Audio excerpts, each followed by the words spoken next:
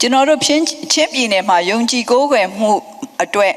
အထွတ်အမြတ်စိုက်ထူထားတဲ့ခရိယန်လက်ဝါးကတိုင်များကိုအတင်းအဓမ္မဖျက်ဆီးပြေုံမကရဲဆက်ဆက်လက်ဝါးကတိုင်စိုက်ထားတဲ့နေရာမှာဇေဒီပထိုးတွေစိုက်ထူထားတယ်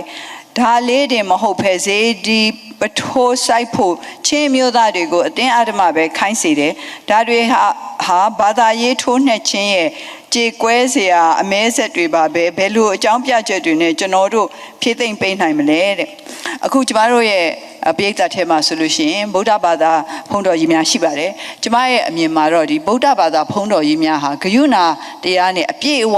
ရှိတာကြောင့်မလို့ဒီလိုလောက်ရတွေကိုလုံးဝအားပေးမှာမဟုတ်ပါဘူးလို့ကျမမြင်ပါတယ်ဘာဖြစ်လဲဆိုတော့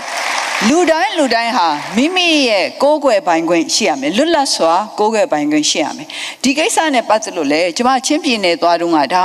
2002ခုနှစ်တုန်းကဒီကိစ္စတွေကိုကျမကိုပြောကြပါတယ်ဒီလဝါကတိုင်တွေကိုဖြုတ်ချတယ်လေဇေဒီပထိုးတွေကိုတဲကြတယ်ဆိုတာအဲ့ဒီကတည်းကကျမချင်းပြည်နယ်က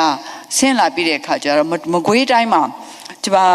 ပြည်သူလူထုနဲ့မဝင်ကုန်းပြောတော့ဒီကိစ္စကိုကျမပြောခဲ့ပါတယ်ကျမတို့ဟာလူများစုဖြစ်လို့ပို့ပြီးတော့ကျမတို့ရဲ့လူနည်းစုဖြစ်တဲ့ညီကိုမောင်နှမတွေအတွက်စဉ်းစားပေးရမယ်ပို့ပြီးတော့အကျဉ်းသားတရားထားရမယ်ပို့ပြီးတော့ဂယုဏတရားရှိရမယ်သူတို့ရဲ့ကိုးကွယ်ခြင်းနဲ့စိတ်ဓာတ်တွေကိုလေးစားရမယ်ကိုယ့်ရဲ့ဘာသာတရားကိုပို့ပြီးအများကနေပြီးတော့လိုချင်သည်ဖြစ်စေမလိုချင်သည်ဖြစ်စေအတင်းအကျပ်ကိုးကွယ်ရမယ်ဆိုတာကိုဒီလိုကျမတို့မလုပ်သင့်ပါဘူးအဲ့တော့ကျမအနေနဲ့ကတော့ရိုးရိုးသားသားပဲမေတ္တာရက်ခံပါစေဒီလိုလုပ်နေတဲ့ဗမာဗုဒ္ဓဘာသာတွေမမနိုင်ငံသူနိုင်ငံသားဗုဒ္ဓဘာသာတွေဘာသာဝင်တွေဆက်ပြီးတော့မလုပ်ကြပါနဲ့လို့ကျမမေတ္တာရက်ခံပါစေခွေးလေးရှိနေလို့ရှင်ဘလူးမအနာကိုမလာရဲဘူးတခါလေးစဉ်းစားတယ်လွတ်တော်တဲ့တောင်ခေါ်သွားရင်ကောင်းမလား